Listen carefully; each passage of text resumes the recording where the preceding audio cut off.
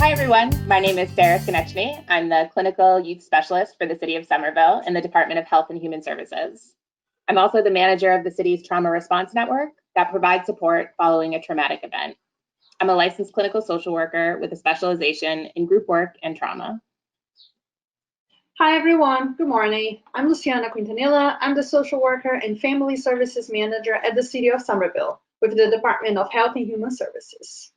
In the last few months, we have experienced incredible amounts of change due to recent events around the country, including the COVID-19 pandemic and restrictions put into place. Many of us are no longer able to access our resources and supports in the same way.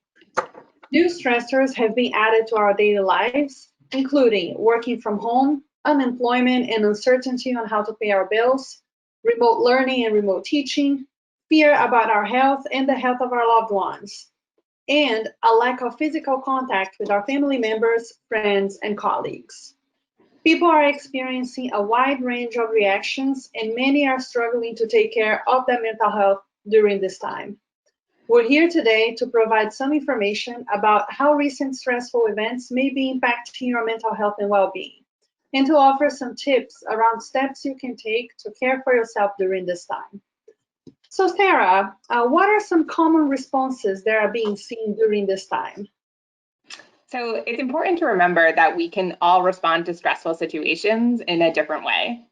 Stressors can really vary from person to person and are often dependent on the situation that we're facing and what our past experiences have been. Whenever we're faced with a highly stressful or potentially traumatic event, we usually see a wide range of reactions and of level of reactions. And given the continuous nature of this event, individuals may experience these reactions at different times and at different intensities throughout. There are some common responses that we usually see during stressful times, and these can include people experiencing high levels of emotions, including anger, guilt, fear, and anxiety. And these can sometimes feel challenging to manage, or we may notice a bigger emotional response to smaller issues. Individuals can also struggle with their focus or to stay on task.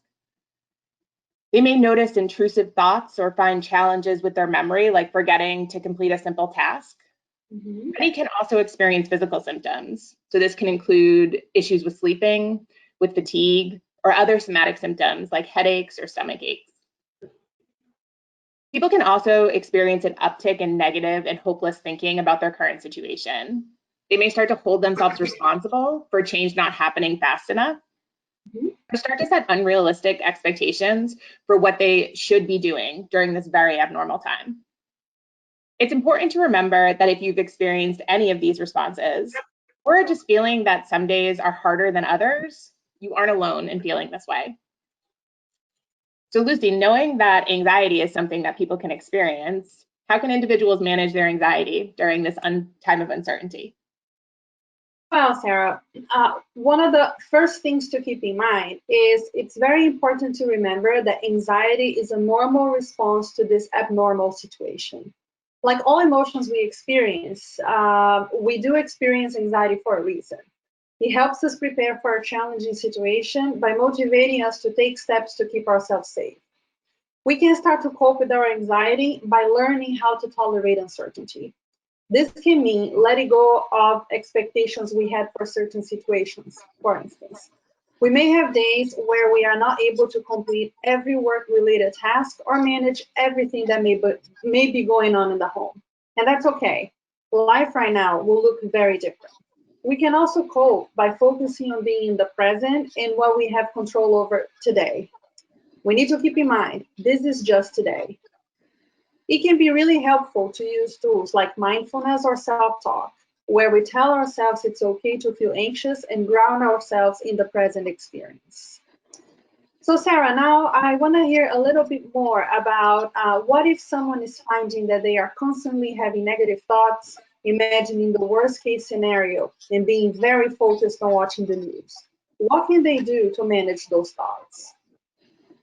So one thing we notice when individuals go through stressful experiences is that they often feel a need to be plugged in all the time.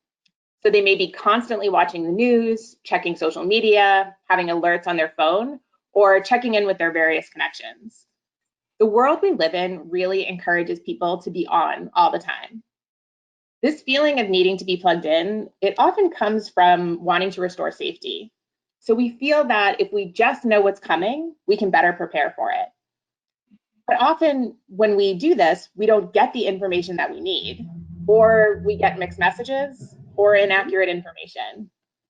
And we often find that our stress levels increase because we're triggered by what we're seeing on the news, and we don't get what we're actually looking for.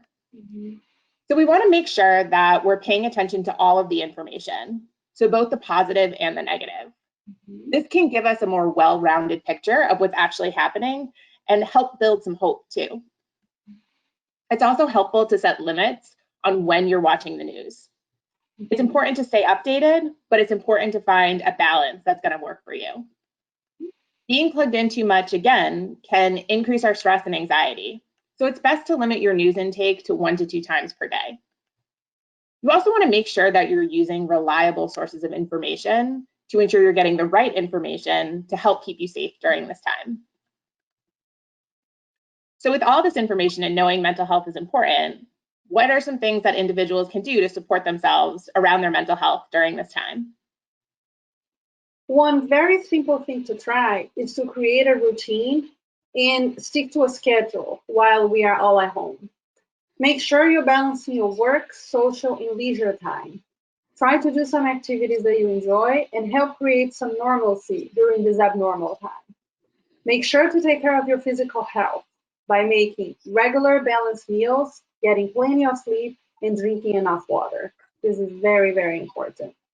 Also, we can't forget to take time to exercise and move our bodies and get outside whenever it's possible.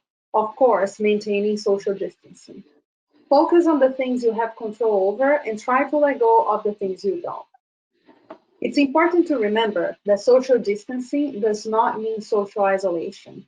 Try to find ways to connect with friends, family, and other supports. Set up phone calls, video chats, or write letters. And make sure to share your experiences with your supports, both your challenges and your happy moments. Remember to be kind to yourself and patient with those around you. We are all doing the best we can as we try to navigate this very challenging time. And Sara, what about the kids? How can parents help their children during this time?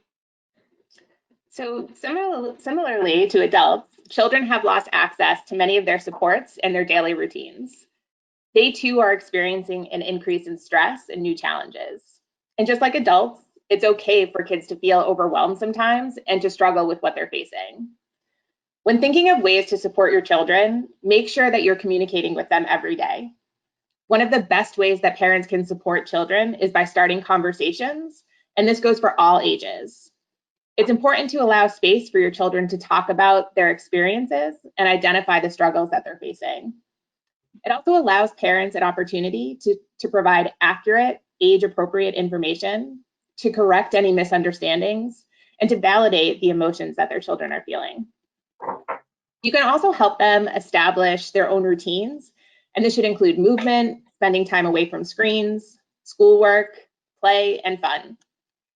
This should also include offering choices whenever possible to help children feel like they have a sense of control. Parents can also support their children in helping to increase their connection with others outside the home. Social distancing doesn't mean we can't be social and connect, as long as it follows the guidelines and recommendations so everyone is kept safe. It's a good time to explore other ways to do this and to encourage children to find healthy ways to connect with their peers and supports. And make sure that your children know that they are a part of the solution and staying home is helping. It's important for kids to understand that what they're doing and what they're giving up matters. Remember that during these challenging times, it's very important to take care of ourselves so that we can take better care of our loved ones and our larger community. You're not alone, and there are many resources here to support and help. If you are someone who is experiencing loneliness or other strong emotions and feel like you need additional support, there are options that you can access here in Somerville and on the larger scale. Many supportive services around mental health are offering telehealth options, so you can speak with someone over the phone or have a video session. There are also many crisis hotlines available where you can call or text to speak with a trained clinician or crisis counselor. For more information on these services, you can visit the City of Somerville website. And if you need additional support, Luciana and I are available to help link community members to services and supports. And our contact information will be available at the end of the video. Well, thank you, everyone. We hope you stay healthy and safe.